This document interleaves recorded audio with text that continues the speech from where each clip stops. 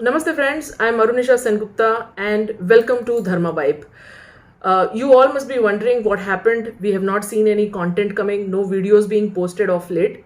But let me assure you, uh, I and my team are working at the background to get you some very interesting content.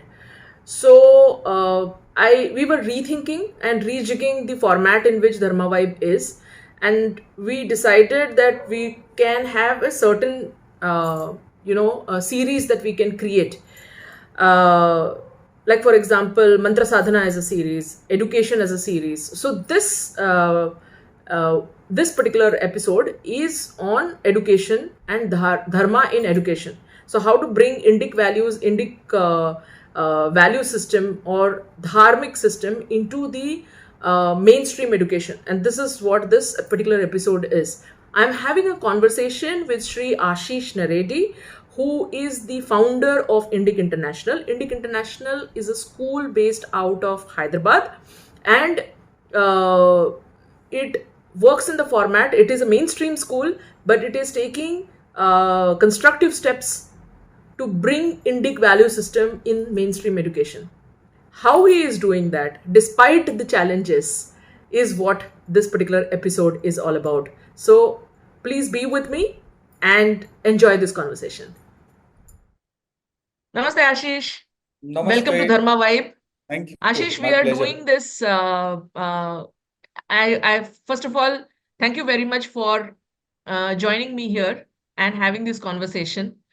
My pleasure. After I came back from my Hyderabad visit and your school visit specifically, I it got me thinking that whenever I start doing a series on dharmic education, you'll be the first one whom I'll call on that. Oh, great. My honor. So Yeah.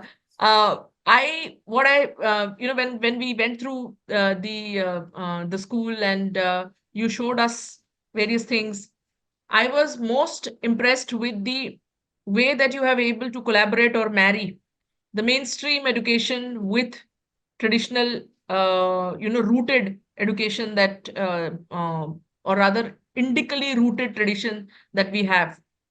And this set me thinking that I think this is the way to go in terms of getting the modern and the traditional to marry each other and setting the pace for the future generations to come. So for our viewers specifically, let us all know as to what triggered this thinking in your mind and a few highlights of the school. Yeah. So, like I said, the genesis of this school is from my own journey in life or my own personal journey of growth, if I could say that. So, I was a product of the same education system, did very well. I was always the topper. So, I was all the ideology that is subtly and not so subtly fed into our books was had taken deep roots in me. And if I could say, I was, a very forward looking, modern looking person who always thought that there's no value in anything in any of our traditions, in our dharma, and this was all humbug. We've been product of Macaulay. Yeah. So if I could use that pejorative term again, I was a perfect Macaulay Putra. And I used to, having read the CBSE textbooks, I used to blame a lot of it on Brahmins and Brahmanism. And so much so that even yoga, for that matter, carried no value to me. I was like, you do Kapal Bhati or you just inhale and exhale, and what great things will happen to you with that. This is all humbug. And I remember one of my cousins, he had suggested that he was a very ardent follower of Vipassana meditation. And he wanted to go for a camp. And I was sitting there and counseling him that don't go, you don't know what this Baba Lok will do. They will brainwash you. This is all fraud. They will do this, they will do that. This was about, I think, somewhere around 30 years back while I was still in school. And the contrast today is that whoever I meet, I keep suggesting, beta, you go to Vipassana. And in fact, I've introduced Anapana meditation in our school right now. So that's a complete shift in outlook, ideology, philosophy, beliefs that I've had. And it took a while to realize that what we were put through was not, in fact, education, but much of it, a lot of it was indoctrination. And it took a lot of while to come out of that indoctrination and see things for what they are, see the world for what it is. And the thought constantly in the mind was, how would I be had I not been indoctrinated? Or how would I be had I come out of this indoctrination earlier? And that is where the school or the seeds of the thought of starting a school came in, to see and explore if we don't let our future generations be indoctrinated the way we were, or even if they are indoctrinated because the textbooks continue to be the same, at least with the help of some of the tools and some of the information and the knowledge that we give them, if they can come out of that mindset earlier, how would they be, and what impact would it have on their lives, what impact it would have on the overall life of society and the nation. That was the thought which set us to work on starting an Indic school. And yeah, that's how we discussed with a lot of people, worked out various permutations and combinations, how we can marry the tradition with our education system. And that's an effort that we've put into Indic School, and that's an ongoing process. We'll constantly keep changing, innovating, and seeing how we can increase this process, or how we can make this process stronger in our school. You yourself never had an, you're not an educationist by background. No, I'm not. So Not what, I mean, and this is like a huge, uh, risky career. Would you say that? You could say that. Yes, I'm not an educationist by background. But what got us thinking? Like I said, the genesis of the school was from my own journey, personal journey of growth. So when you discover that what you've grown up believing is not true, and while you've come out of it, so many others are there who are still in that mindset. So I first started writing columns, and I'm a good speaker. So people keep inviting me in some of the other place. So I started talking about it. Then I started a YouTube channel where I would give out some aspects of ideology. But then you could see that, the impact is very less. It's You wanted to hardly. walk the talk. Yes. So if you want to make a deeper impact or a stronger impact, what is it that you do? And that's when, on thinking, we realized, or I realized, that the roots of it all is in education. What is it that we are teaching in our schools? And that is where the thought of starting a school came in. And yes, it was a risky decision, but perhaps just the conviction or the thought that we've got to make it happen somehow. We've got to make an effort in this direction. And that's what ultimately pushed us. And thankfully, we could get the school going. And it's been a great experience for the past 1 year. We've had our own learnings, and we'll be constantly innovating to see how we can take this forward. So when you reached out to the faculty, Yeah, who would be an integral part and a very important part, a significant part of the school, right. how had been their reactions when you put forth an ideology to them? A lot of them who I spoke to, they'd never thought on these lines, and some of them, in fact, outrightly dismissed it. They said, "You're taking too risky a step. You'll be putting in so much investment." And for instance, we made Sanskrit as a compulsory subject in our school right from LKG, and they said, "Who on earth would want to learn Sanskrit? And would you be restricting yourself to just one religion? Would people of other faiths be interested in your school?" And let's assuming that they would not be interested, would you be able to sustain the school? So these were some of the questions they had. But ultimately, yes, we did find some people who said, "Well, we can try it out, but it's too risky." I said, "The risk is mine. What's your worry?" So they said, yeah, if risk is yours, you think you can pull it off, then why not? So that's where we started off. Because, like I said, the aim behind starting the school was not that you're starting a business or not that you're looking at returns. Of course, I'm putting in my investment, so I would want the returns, but that was not the primary goal. It was what we wanted to do with education overall. It's what we wanted to offer the students. That was the main driving force. And I think it's ultimately that force and perhaps elders or whosoever's blessings that ultimately made us take this step and move ahead with the model of education that we have in mind. And let me tell you, when we started it off with our core management team, we had a certain figure in our mind that, okay, we should at least have these many students. And because we're making Sanskrit compulsory, because we're making meditation compulsory, we might take a hit on admissions, and the break-even period might be a little longer.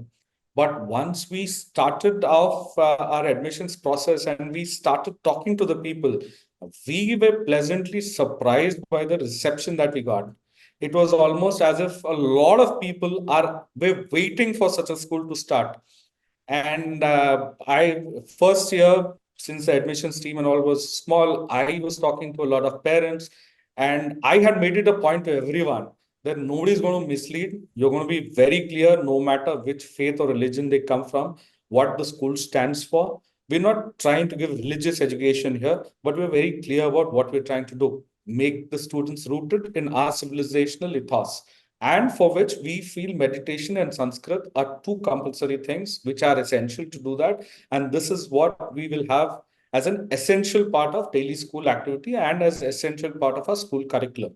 So the moment we told this to a lot of people, we were surprised that they said, oh, nice, finally we have a school which is doing this and we want our children to study in this school. So when we started off the admission process, there was just one room ready, which did not even have a plop of flooring, a dusty table, two chairs.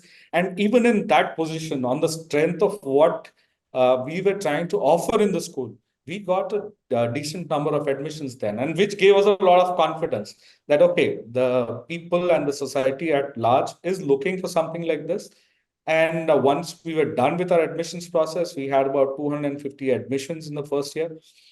For a person with no educational background, with no pedigree of having run schools, the parents trusting us that much, that was a big thumbs up to us. That was a big sign of confidence that the people gave. And now it's upon us to live up to the faith and confidence that the people have reposed in us, our team, and our school. What is the model of the curriculum? What all it entails? Yeah. Give us a preview of that. Yeah, so it started basically with how do we perceive education as, or how do we define education as? So when we started looking at different definitions of education, I was surprised that we do not have a commonly accepted definition of education. And whatever is generally accepted in the industry, in fact, even prior to that, if you try and talk to the teachers or the academicians, other so-called educationists, when we say, okay, the job of a school is to deliver education or to impart education, tell me what is education. And suddenly everybody is taken aback. What do you mean, what is education? We are given a Mhm. curriculum, we are taught these books, and that is education. I said, is that all that we're making education about? So a lot of them started thinking, and a lot of them said, you are getting into unnecessary questions. You don't need to get there. You have a curriculum, teach this, and that is all that education is all about. So from there, we said, no, if my job is to impart education, then I first need to define what education is. So that is where, when we first froze on our definition of education, is from the point from which we started the process of designing the curriculum, and all the activities of a school revolve around that. Now, without getting into the exact definition or the very specifics of it, to give you a broad overview, we define or we look at education, one, as an imparting knowledge for sure. But then, how do you define knowledge? That was another key aspect. All these details I've put up on our website. Let me not get too much into details, otherwise it will become a technical discussion. Just give us a broad overview.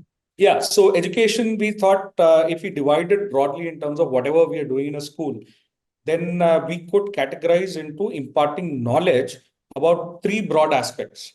One is knowledge about self, what you are, and what are the potentials you have, what talents you have, what skills you have. Then second is what our society is. And third, what the nature around us or what the environment around us is. So knowledge, you could say, about self, about society, and about nature. So if you look at it broadly, all the physical sciences, physics, chemistry, everything that gets covered in the knowledge about the environment part, our society, everything gets covered in the social studies part. Knowledge of self, all that we are given here about knowledge of self in our present education system is that this human body, and these are the parts of the human body, this is the head, these are the legs, these are hands, and this is how the heart functions, this is how the kidney functions. It's But more the anatomical in nature, huh? yes, and that is all the knowledge about self that is being imparted in our schools. Now, if you look at what we as a nation or as a civilization have to bring to the world, it is complete knowledge about your inner self and your complete mastery of your inner self, which is from where the slogans like or the conception of Aham Brahmasmi comes in, that you can be Brahma himself or herself, whatever gender you give Brahma. So that is gone completely missing in our school. And we wanted to bring in those aspects, which is a lot of meditation. And I'd seen the benefits of meditation that I had in my own life. So meditation has to be an intrinsic part of education, came in there. And then if you are to impart knowledge about your society from your lens, not from the Western lens, the West would have us all believe that there was a section called Aryans, uh, with we who have their origin in some other nation, they've come from abroad and they've come and they've got settled here, and various other Western lenses that they give us. So if you want to address them and you want to give a real and rightful picture to our students about what our society is, then we thought Sanskrit is 100% required for that. So let me give you one small instance here. We all talk about bride burning, that sati, the practice of sati, wherein brides get burnt with their husbands. So if you do a little bit of research, this entire theory was based on a misinterpretation of a Sanskrit phrase. In some book, I'm forgetting the name of that Shastra or Purana, there it was written, Bharyaha Agre Gachati. That is, she's Okay. going in front. Agre is in front. Now, some Western translator translated Agre Gachati as Agne Gachati. Oh, That is, she's getting into the fire. oh. So, if you Okay. read Sri Jain's book on Sati, you get this that Agre Gachati was misinterpreted as Agne Gachati, and Agne that is one of Gachati. the factors. Yes, and that's one of the factors which led to this entire theory that sati is sanctioned in the Shastras and Puranas of Hindus.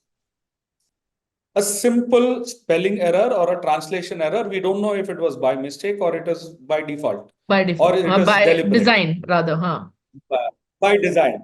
Yeah. So that is where we said Sanskrit has to be compulsory. Now, if somebody were to make this claim that this is mistranslated or that is mistranslated or this is not there in our scriptures, then how does anyone without knowledge of Sanskrit read it and know for himself? The student shouldn't rely on third-party evidence. Now, you could have one Western guy telling that, no, this is what the meaning is. You could have another guy telling that this is what the meaning is. And even if the other Indian guy were to tell that the meaning is wrong, we are so conditioned that we would take any Western guy to be truth, to be telling the truth. And we will believe what he said of a person who's giving you the truth from the Indian. So where we felt, this is where we felt that, if we can impart the knowledge of Sanskrit to the students, then you're not giving them a specific mindset. You're just equipping them to read something on their own and make their own opinion. So, which is where we thought Sanskrit has to necessarily be brought in into the school curriculum, which is where we thought we should, from LKG, we made it compulsory. But now the other challenge was how do you handle the requirements of a board? Whether you take CBSE, you take IB, you take GCSE or any, they would have Right. their English is, of course, medium. Then you Yeah. have a second language, could be Hindi, Telugu, or any other native language. And then you have a third language. In that, would you want to fit in a fourth language, Sanskrit? So, which is where we had to do a bit of a rejig in the curriculum, and we discovered that CBSE at least is very open to allowing innovations in schools. Okay. So till 8th standard, they are okay with the school trying something out. In the 9th and 10th standard, you have to strictly follow whatever curriculum and whatever books that CBSE is asking you to do. So we said, great. Now this gives us a window to introduce Sanskrit from LKG to grade 8. So that's the step that we've taken. At And least the which is founding where stones are laid then by that time. yes, yes, Hmm. yes. Now the other challenge was, again, I tried to learn Sanskrit from different places. I attended a few classes, but the grammar seemed so complex that after 5 or 6 classes, I dropped out. Ramo, Rama, Ramayaha, and all the vibhaktis that were there, we were drowned in grammar. So the other challenge for us was, how do you not make it drowsy? How do you not make it uninteresting or a burden on the students? So, which is where we found Sampadanand Mishraji's spoken Sanskrit curriculum, where right now what we've adopted his curriculum here, the way it is taught is very different. We don't have a formal textbook. We don't have a formal exam in Sanskrit. We're just learning spoken Sanskrit. For instance, Mama Nama Ashishaha, Bhavatyaha Nama Kim. My name is Ashish. What is your What name? is your name? Huh? Yeah, the student has learned one sentence. Whatever he's learned, he's equipped to use it. He starts using it. He gets that thrill that, okay, I learned a bit of Sanskrit. And then he goes home and he recites and he starts talking to his parents, to his friends. And that's the thrill and joy of Sanskrit that the students have. For instance, if you now look at how numbers are taught in the class, you would see that the teacher, he's playing hide and seek with the students. So he starts counting from 1 to 10. Ekam, Mhm. Trini, Chatvari, Pancha, Shata. So it's like a game for the students. And if you look at the feedback that we're getting from the parents and from the students, Sanskrit has got the best reviews and the most positive feedback in the entire school. We have a tie-up with Shankar Mahadevan Academy also. By the way, music is again a compulsory subject in the school, and they're doing a good job of it. So I But wanted to even ask more, you also, why did you yeah, keep even music as a compulsory subject? yeah. So there are various aspects to it. One was you wanted to have extracurricular, called extracurricular activities. Now there's a big curriculum that something is called a part of the curriculum and part of extracurricular. That it's like, the conception being that the curriculum is very important. Extracurricular, if you do, you do. If you don't do, it's all right. It's not an intrinsic part of what you're trying to deliver as a part and Correct. parcel of Hmm. the education. So we wanted to get rid of that distinction that something is a part of curriculum and something is just an extra. ये करे तो चलेगा, नहीं करे तो भी चलेगा. So we wanted to get rid of that one concept, and which is where we thought we should have these activities, music and sports, as a part of our regular school activity, and it should not be an optional. It should be that all students have to go through it. Now, other instance or other reason for this was also that now some people have a liking towards mathematics, some towards science, some towards social studies. But everybody goes through the grade. Even if you don't like mathematics, you have to take mathematics till certain grade 10th. So if we can do that with regular curriculum subjects, what are called extracurricular subjects? That's another experiment we want to try and have music as a compulsory, giving students a certain kind of a hobby, giving them appreciation about music. And then there is some research which says that once a mind is attuned to understanding patterns of music, the rhythm, the tal, the suranet, that also helps a mind subconsciously understand and recognize patterns in everyday life, more so in mathematics. Okay. Okay, so we said, okay, looks interesting. Absolutely no harm in trying this out, and which is where we thought of making music as a compulsory part of our curriculum. Hmm. Very, very That interesting. that's You have innovated so much within the framework that yes. you had, or the framework which is laid down by the authorities. Within Yes. that framework, you've been able to experiment and do that. So Yes. would you? I mean, say there is a school or system which is about like what you call as liberal studies and liberal arts as one. Where would you put your school? I mean, in the overall genres that are available. I'm Uh, sure you would hate to call yourself liberal arts. I wouldn't put myself in any of the given spectrums because what we are trying to do is actually something new.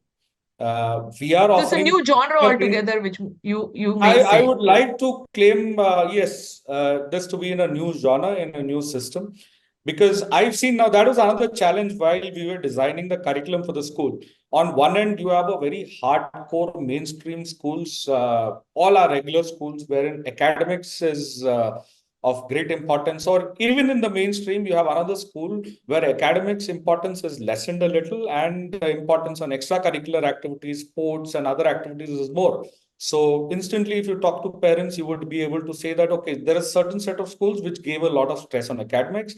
There's a certain set of schools which give a lot of stress on sports and extracurricular activities. The balance in them is not very well maintained, but that's all in one side of the spectrum.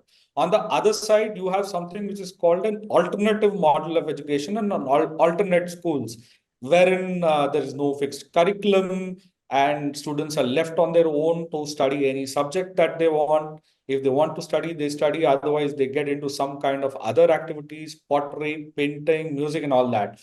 So the other spectrum, that of an alternate school, was totally ruled out for us because we didn't want it to be a one-off experimental school. If the model succeeds, we wanted it to be rolled out rapidly across India and see how many more people can adopt to that. And if we want it to be a proper mainstream school, but with a difference, mainstream in the sense where you would the students coming out of it would be eligible and getting a regular degree. Whoever wants to do engineering, medicine, they would do that, chartered accountancy, law. It would prepare them for all the regular professions that any school is supposed to do. So that was the first aspect that we have to take care of, that our school is going to be, for this purpose, a mainstream school where we would be readying the students for whatever professions that they want to go to. But given that, how do you then innovate so that the other aspects, like I told you, Sanskrit, meditation, music, and if you can somehow blur this distinction between a curricular activity and an extracurricular activity, making everything a part of the same curriculum. That was a challenge that we had, and we thought this is one of the ways in which we can perhaps marry them both while we concentrate on the regular CBSE curriculum and in the given contours of the given independence that the board gives us, we try and experiment and do whatever else that we can. So this is something that we are trying. And the first year gives us hope that, of course, we need to further innovate and make few more changes. So gives us hope that we would be able to establish a good and successful model the way we are trying to do. So one of the things, one of the constraints that we are running into right now is because we are offering extra languages, music is compulsory, meditation is compulsory, we are finding time constraint in our regular school hours. So we Mm. want to increase a period from next year. And Okay. yeah, right now the school timings are from 8:45 to 3:15. And we felt that if we are to do proper justice to what we want to do, we need at least a period extra every day. So we'll soon be having an open house meeting of all parents in our school, which is where we want to broach this idea with them that we would want to increase the school timings by 30 minutes. Of course, at no extra fees. It's all, Uh-huh. yeah. Uh, That's something that we're looking to do for the next year. hmm. Yeah, so to answer your main question, where I would put it as perhaps a new experiment that we are trying and hoping that we come out successfully out of it. I also saw that map of India in your lobby, Correct. which was this Akhand Bharat. So, Yes. in a way of self-realization, are you making the students realize the ethos of being, or rather, taking them back to the history in such a way that there is a Hindu pedagogy created? I don't know about pedagogy, but the main intention behind that map is, like I said, as a proper Makale Putra, the first belief and the conception that we have is that India is a creation, or India came into existence only because of the British after 1947. And it's a constant theme that you would find in the so-called liberal intelligentsia as well. So our thought and idea behind this was uh, to put up a map, and with that we put up this shloka from Vishnu Purana, which says that Uttaram Yat Samudrasya Himadraschaiva Dakshinam, or the land which lies to the north of the ocean and to the south of the Himalayas. Varsham Tada Bharatah Nama, this entire landmass is called Bharatvarsh. Bharati Yatra Santati, or the Bharatiyas live here. So, now whatever date you give to Vishnu Purana, this conception of this entire landmass being one nation is at least as old as Vishnu Purana. So, India is not a creation of the British. Bharat is not a creation of the British. It has been there since eons, from the time when our civilization woke up. Now, civilization, you can date it back to 5,000, 7,000 years, or even earlier than that. So, that's an essential conception that we wanted to correct. And the Plus, it is other, one nation and not a mix of kingdoms alone. yes, yes, yes. And in that, what we conceived as a nation, another important aspect to remember is that the entire landmass to the south of Himalayas and north of the oceans is India, or was India, was Bharatvarsh at least, even if you don't call it India, was Bharat. And we've already lost significant landmass from that. Afghanistan gone, Pakistan gone, Bangladesh gone. So if it's also important for the student to understand that if that was our nation, but it is not in the same position, or it's not in the same boundaries as it is today, it was a lot more than this. What are the reasons that have led to Bharatvarsh losing significant masses of land? That is again an important aspect of investigation for a child. We hope that this thought will come into the mind and they will do their own research, come to their own conclusion. We do not want to give them any conclusions in this school. We just want to trigger those thoughts and leave them on a journey where they will discover the truth for themselves. So that was the conception and idea behind the India map that we put up there. There's another aspect that I would like to point out there. Now, if you see the way the map has been done up, it looks lovely. A lot of them sometimes don't realize that it's actually an Akhand Bharat map because it's done in a very fresh and a modern way. Right. So, for all that we see and do, all that we talk about our civilization, a lot of the terms associated, a lot of the concepts have come to acquire a very pejorative term. I don't know why, Mm-hmm. but the moment you say Akhand Bharat, it's suddenly categorized in a certain ideology. Mm-hmm. And then all the politics of it comes in. So we wanted to give a fresh perspective without compromising on the essentials of an Akhand Bharat. That yes, this entire landmass is Bharat. So you just give a fresh perspective to it. You present it in a fresh and a modern way. You present it in an Indic way, if I could say that. Hmm. So that's how we're very particular that this has to be a little different from the league of Akhand Bharat maps that we see. And Mm-hmm. at the same time has to be aesthetically appealing to the people and to our senses as well. So I'm sure the children are being inquisitive. Have anybody come and asked questions? The the parents also, kind of their thinking caps they have donned on, whenever you have, or there's a different way of looking at things and approaching things. So Mhm. I understand that it's a welcome change for them, but Right. have there been certain thinking pattern has changed? Is there a way that the student is approaching things? Have you seen any kind? I know that it's a little early, but Yeah. is there a feedback that you have received? Uh, yeah, I think it's a little too early, but one change that we see, at least in the behavior of the children and in some of the feedback that we get. So, one of the parents on his birthday, he sent us a small video of his son and daughter, both are in our school. They singing the birthday song in Sanskrit. So Shubha Janma Dinam Tubhyam, Shubha Okay. Janma Dinam Tubhyam. So it's the same happy birthday tune, but only that the lyrics are in Sanskrit. Now this Hmm. song has again been done by Sampadanand Mishra ji. We taught it in our school, and of course we taught it. But when we got this video from the parent, we were suddenly, very happy, and the parent was so glad. He said this was a complete surprise for me. I didn't even know that a birthday song existed in Sanskrit, and the very cute video of his daughter singing Shubha Janma Dinam Tubhyam to him in Sanskrit. So that's he thanked us, and of course sent out a lot of compliments that I'm very happy that the kids are doing this. Then when we had the Vinayak Chaturthi celebrations, uh, each community has their own cultural programs, right? So one of our, I think, grade 5 or grade 6 students, he went on to the stage and started singing Shiv Tandav Stotram, Jatatavi Galatvala, and all that. So parents said, I didn't know that he's learned the Shiv Tandav Stotram there in school. I was pleasantly surprised. In fact, people came and told me, hey, listen, your son is singing Shiv Tandav Stotram there. So he shot a video and he sent it to us.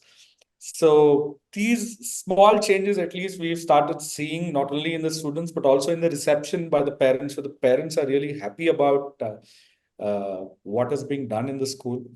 Some of the simple shlokas, they do understand a little bit of Sanskrit grammar now. They say, Mama Nama Ashisha, Bhavataha Nama Kim is for a male person, Bhavatyaha Nama Kim is for a female person. So they started going and conversing in their houses, teaching their parents Sanskrit. So I can perhaps share one or two videos with you. You can have a look at it. And the other part of it is, even people from other faiths have Yes, I was absolutely coming to no that. issues. How have they taken? Absolutely no issues because it's not religion that we're doing. Of course, some of them had reservations that, initially, sir, Sanskrit, that means are you teaching Hindi philosophy? I said, no, we're not teaching Hindu religion. If Sanskrit is Hindu, then is English Christian? Correct. Then our entire education system is in English. That means are we trying to Christianize the children? He said, no, language is something different. Of course, aspects of our culture, our shlokas will be there, but it's not about promoting Hinduism or not about teaching religion in the school. They didn't take admission, but each one of them who's taken admission, they have absolutely no qualms. And I'll send a video. It's by a parent, if I'm getting his name right, Shamsuddin. He's been going gaga over Sanskrit, and how his second-year-old kid, he sent a video which says that he comes home and instead of playing game to certain Sanskrit shloka and tries to perfect the recitation of the shloka and teach that recitation to his father. Hmm. So he was absolutely thrilled with what his child is doing. So we're glad that parents are seeing the value of what we are trying to do in school, and we assume and hope that this will only keep increasing with the strengthening of Currently, the system. what are the grades that you have in the school, and how is it We have growing? from Like, we have from nursery till grade 7 right now. Next year we'll be going to grade 8 and then subsequently 9, 10, 11, and 12 that will keep. But yeah, right now for the academic year 23-24, it's still from nursery till grade 7. And the next hmm. academic year that will go up till grade 8. And every year you will add in Yeah, another grade. we'll add that in. So we've already applied for CBSE affiliation. And by the time we are in ninth standard, 8th standard students move to 9th standard, or we start the academic year 25-26, we should hopefully be having the CBSE affiliation also with us. So right now we say to be affiliated to CBSE or Okay. following the CBSE curriculum. We've got Okay. the state government recognition. CBSE, we should be getting it this year. Do you want to speak a little bit about your faculty? Yeah, I can do that. In fact, after a lot of hunting, we got some great faculty members, essentially two great leaders or the captains of our ship, which is our director Hima Surapaneni and our principal Ms. Mithu Nag. So, to give a brief background about Hima ma'am, as I call her, our director, who is the captain of the entire academics and all the curriculum that we have here. She's got about 33 years of experience. She's set up some of the most uh, happening or the most prestigious schools, biggest schools in Hyderabad. And to give you an instance of how the value that she brings in, how valuable her experience is. This being our first year, since we did not have a special educator on board, we were very clear that we will not be taking in special children or people with certain learning disabilities, so to say. But in spite of that, sometimes a few children did come into the school. On day, I think, few days after the school had started, she went on a round in the school looking at all the classes. From each section, she said, get this boy, get this girl, about 7, 8 children she picked up and brought. I said, why bringing them? She said, each of them has certain learning disability. I said, how could you decipher just by, watching and observing the class for a little while? Oh, I can do that. And when we called their parents in, we tried to evaluate them with the help of special education counselor. Each of them had a certain learning disability. So I was, just simply blown away that day. Of course, I had all the faith and confidence in her, but this was something. I mean, an educator taking a round of the school, and we have about 14 sections right now, 14 sections, 5 minutes, 10 minutes each section, or I don't know how much time she spent, and she picks out 7, 8 children telling that they will have some learning disability. And when we check with the student special educator, each of them did have some disability. One of them had dyslexia, some of them had a speech problem, and all that. So that's the wealth of experience and skill that Hema ma'am brings to our school. And then our principal, Ms. Mithu Nag, uh, her husband is in defense, and because of that, she's traveled across India, handled different schools. And the essential aspect where we thought of taking her in was that or rather, when we look at the teachers that we had in our schools, when the teachers that I had in my school, they always had a great motherly affection, and the kind of bond that I still share with my teachers, I don't see that bond existing between my children and their teachers. So when we met and interacted with Ms. Mithu Nag, our principal, that's something that stood out for us, that she has that passion for the job, passion for education, and that motherly love and feeling for all her students. And I'm so glad we have these two people on board as in charge of our school. And they've been doing a fantastic job in our school. And that's when we look at the feedbacks that we get from the parents, they're also thankful that we have these two stalwarts heading our school as far as education is concerned. So Ashish, you have, you had thought of an idea which he was now Yeah. seeing to coming to fruition. Okay. Uh, Yes. Yes. but I'm sure knowing you personally, you won't stop there. Yeah. What are the plans for Indic International? Yeah. Point one, which Yeah. is the school format. And are there any other things that you would do in the sector of education Mhm. where you will put the right foot forward? Are there any plans on that? If you could Yeah. just give us a. I would give top three things. One is what we are trying in the Indic International School here. This is work in progress, and we still have to iron out a few rough edges. Uh, further refine the model, and make it in a position where we can supplant it to anybody else who wants. So we give a defined curriculum, and these are aspects that we need to do, and this is what needs to be taught. So the first effort is to develop into a model curriculum which we can transport, transplant, or supply to others. That's one aspect. And one critical aspect in that, which we will be doing in our second year, I told you in my earlier part about all that we are doing beyond the CBSE curriculum in terms of meditation, music, Sanskrit, and all. But what do you do with the content which is actually being taught in the CBSE curriculum itself? For instance, Aryan invasion. How do you handle that? So that is something that we'll be handling in our second year. What we are trying to do here is that we'll be creating Indic modules. So let's take this instance of Aryan invasion itself. So we would want the students to do their own research in this subject, and in a come out with what they find coming out from the latest research. Whether they think this is right, give them a few set questions or lines of investigation where they are supposed to do their research and come out with the findings that they have. So whether they believe that this theory is based on evidence, if it's based on evidence, then what is the evidence in favor? How strong is that evidence?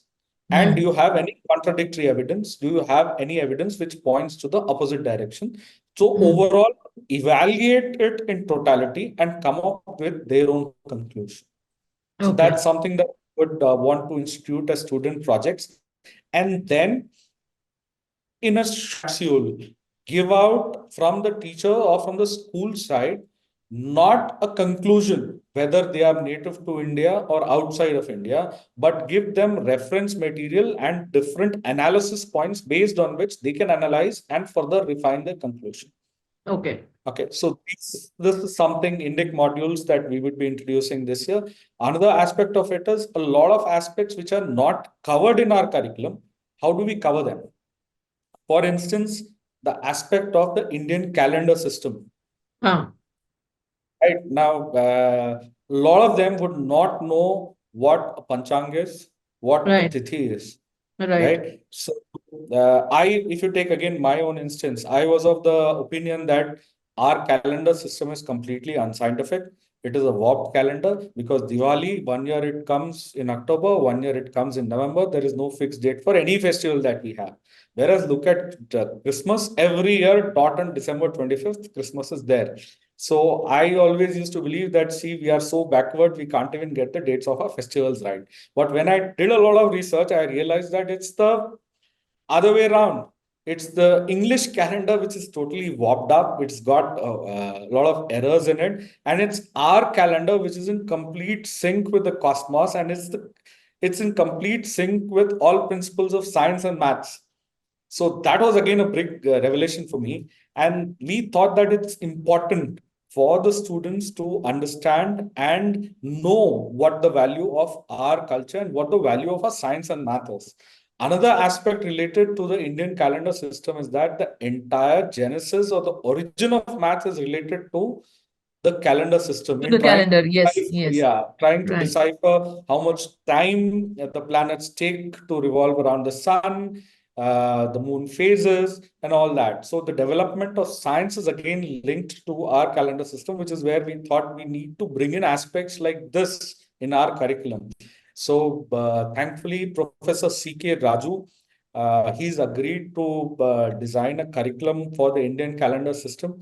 In fact, he said it can be introduced from grade 1 itself. He was already working on that. So I'm just waiting for Professor Raju to complete his course on Indian calendar system so that we can introduce that in our school. So that's another important aspect that we will be introducing in the second year. And like I said, after maybe another year or two, we would be in a position to demonstrate this model with actual feedback, response from the parents and the students. And then the idea would be to take it to whoever else is interested in following this model.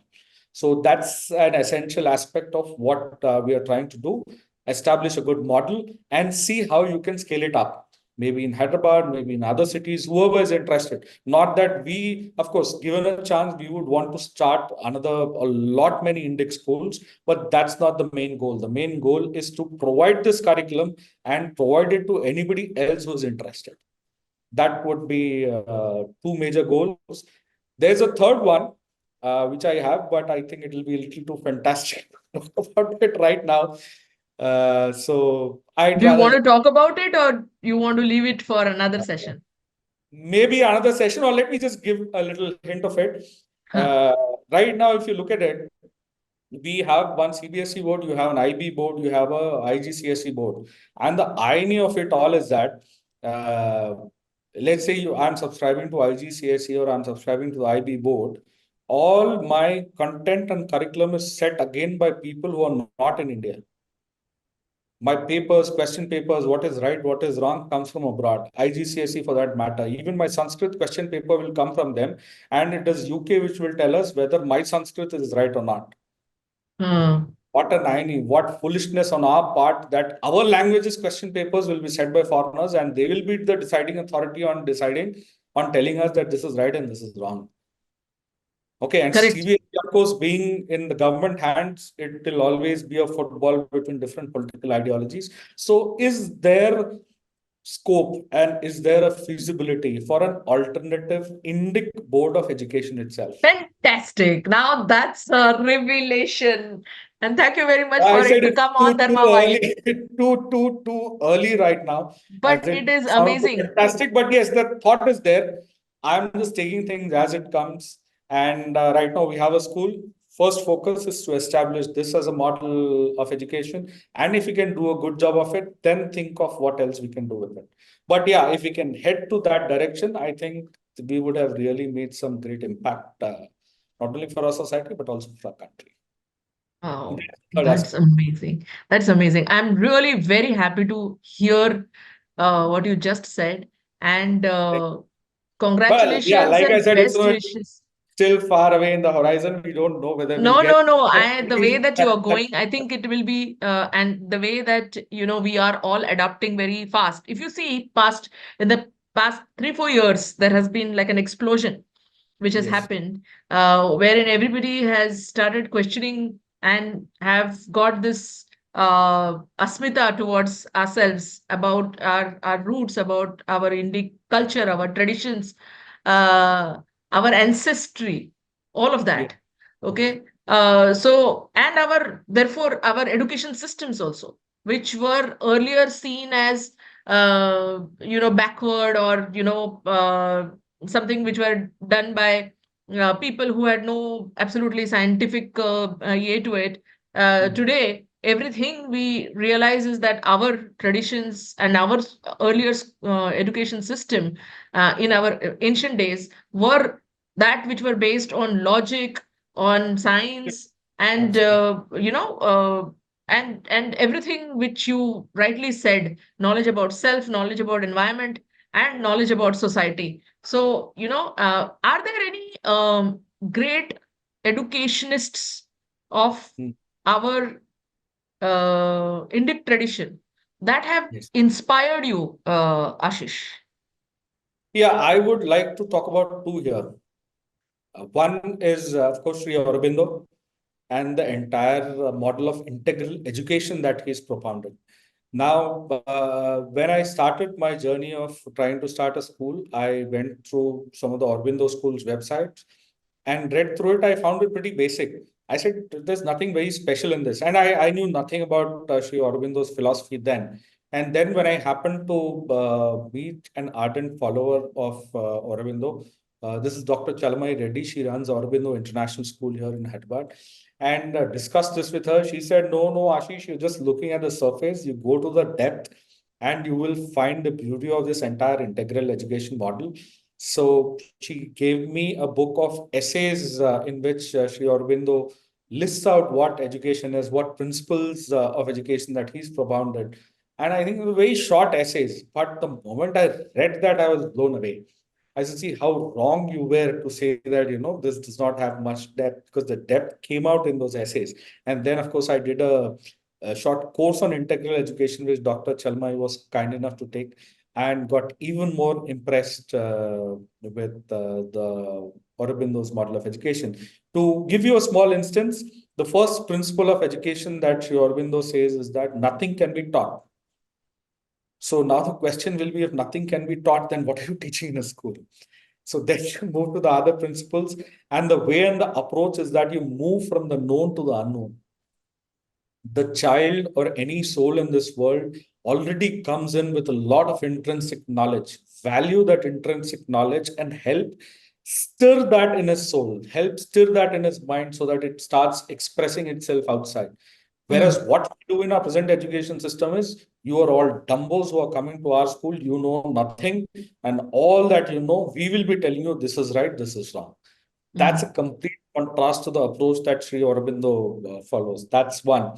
Not getting into a lot more details of that, but I think anybody who's interested in Indic way of education, even for that matter in education itself, how education should be, should read up Aurobindo and look at how his integral education model is coming up. The other person, I think we need to introduce in all our schools, colleges, and universities is the research done by Professor C.K. Raju. Lucky Okay. to have him with us. And I am simply blown away with the research that he's done. Now, we've used this word Makale Putra, right? And we blame all our ills on Macaulay, that he's distorted our history and Westerners have distorted our history and all that. But a good counter to that, a lot of people give is that, okay, bhai, history would have been wrong. Maybe Mughals were not all that great. Maybe we were greater. Maybe we were the greatest. So what? Ultimately, science, technology, and maths is what matters. And this has all come from the West. And it is this conception that Professor C.K. Raju has completely destroyed. You Okay. read research work, and with irrefutable facts, analysis, primary evidences, he lays out his theory how the Westerners have not only copied most of it from India, but also that they've copied it wrong. They've made things unnecessarily complicated. You take maths, for instance. Now, we are told that India gave the concept of zero, right? And beyond that, what? Nothing. Beyond that, the contribution is left to zero. But that's not how it is. The very entire number system in this world was given by India. For an instance, now you see, if you take Roman numbers for that matter, the Western world used to do their entire maths with Roman numbers till about 13th or 14th century, I think. You take, let's say, 435 into 347 in Roman numbers. You multiply 435 into 347 in Roman numbers. Firstly, you will have difficulty in writing 435 and 347. And then if you have to multiply that, you will be done for and you will not be able to do it. So it was this primitive number system which was being followed by most of the Western countries even till 14th standard. Okay, what math and science could they have developed with such a primitive number system? Okay, forget the Romans. We are taught about the Greek civilization and the Greek developments in science and philosophy, Euclid's geometry, Ptolemy's astronomy, and all that. Now, let me ask you one simple question. You would have heard of this word myriad, M-Y-R-I-A-D. Yeah. There are myriad ways of doing things, Correct. Huh. right? You know what myriad means in Greek language? Myriad is, of course, it's closer to infinity. And if you look at the Greek number system, myriad actually means 10,000. That's it. That's it. Okay. So myriad or a 10,000 was amongst or was the highest to which the Greeks could count. Beyond that, they would have difficulty. There are ways and means that they developed later, but myriad 10,000 was the biggest number that they could write. Now, with 10,000 as the biggest number, you think they would have calculated the distance between the sun and the moon, the sun and the earth, and between the sun and the different planets? They did not have the basic tools to do that. How would they do it? Okay, forget This Greek is number. really an eye opener, yeah, Ashish. Now, this is the research that Professor C.K. Raju has given out in different lectures, given out in several books, and I'm amazed at how are people not picking it up for more propagation and more publicity. In fact, one of his other pet theories is that, of course, we credit Newton for invention or discovery of integral calculus. Now, Professor C.K. Raju has proved that Newton had copied it first from India, and second, he copied it wrong. He did not understand it properly, which is why calculus has become so complex that most of the people shudder at the thought of doing any integral calculation.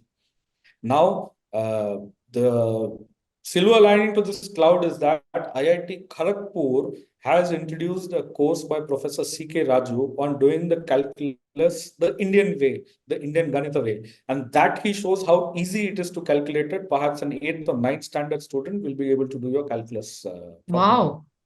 So that's I wouldn't have hated that subject in my 12th. Yeah, in fact, there are a lot of aspects to mathematics, which the Western world they copied it and they copied it wrong.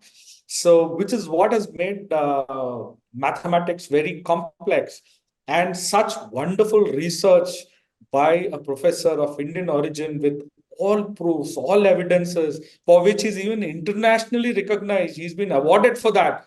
But we in India, I don't know what we're doing. And the irony of it is that the painful part of is that the print, it carried an article, I think a few months back, running down Professor Raju's research. I said, Acha. does that author or that journalist, has he even read or seen what Professor Raju has worked at?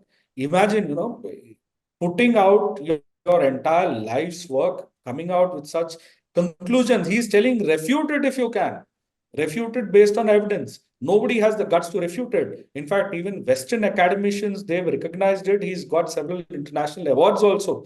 But our own people run him down that, he's like some person who's claiming that India was great. And that's the problem that we have with our education system. Even when you give out hard facts on what India was, they just refuse to believe it. How can you be greater than the West? Yeah, That is this the is, imagine essential the kind of mindset which layers is of great. conditioning. Absolutely.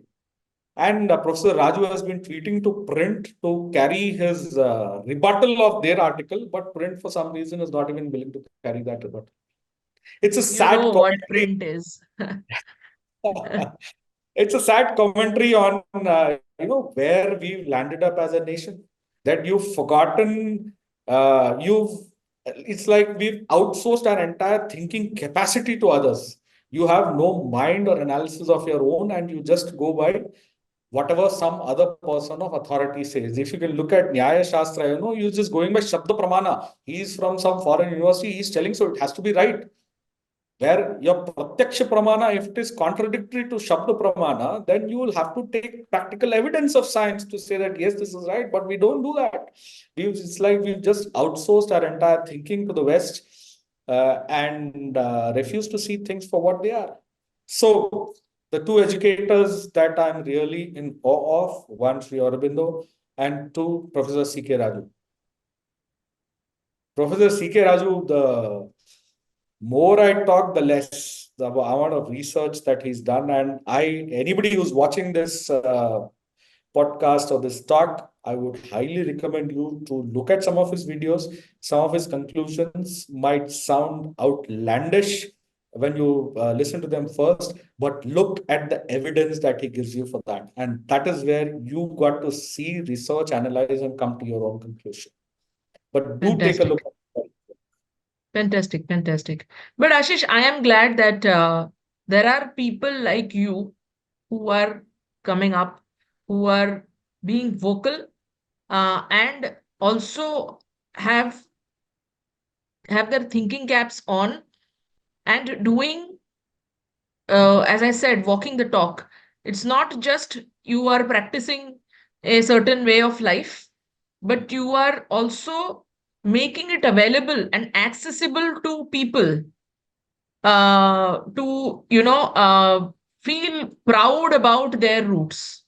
Yeah. And I think that that little thing, that little nudge that is needed for the younger generation, because that's the generation in whose hands India will be, Mm. they will come with a with a mindset that is conducive for India. Our generation was, as you said, was those Macaulay products who were, who had, and the generation before us, we all can say that we were caught and tied up with just being in the space of survival. But there are thinkers yet coming like you, and I'm really, really thankful and really glad that you are doing this. Once you also kind of have a successful sample size, Yeah. and That's getting your case studies are ready, right. and when you are embarking on the path of creating that Indic board, I would want to come back again and talk to you, not just about Indic school. I want to do some few more things which are from an overall education point of view with you. So we will be having more conversations, Ashish, That'll be and my pleasure. I'm glad we spoke on Dharma Vibe, and so that we don't have too much of an audience at the moment, but the audience that watches is a audience who is a thinking audience, and that is something that I am proud of. And I We think keep growing. this Both will of us be, grow together. yes. We all start small. Like I said, Yeah. when thought of starting the school, people thought I was mad. My community people, they said, "Yeah, you're running an industry. There's so much money to make there. Why do you want to get into a school?" And when I thought of this particular model, people told me I'm mad. So we start off small, and then we lead it to dharma, and we leave it to karma to take it from there. Yeah, so much. So thank you so much once Thank you. again. My pleasure. And yeah, fantastic. Thank you so much.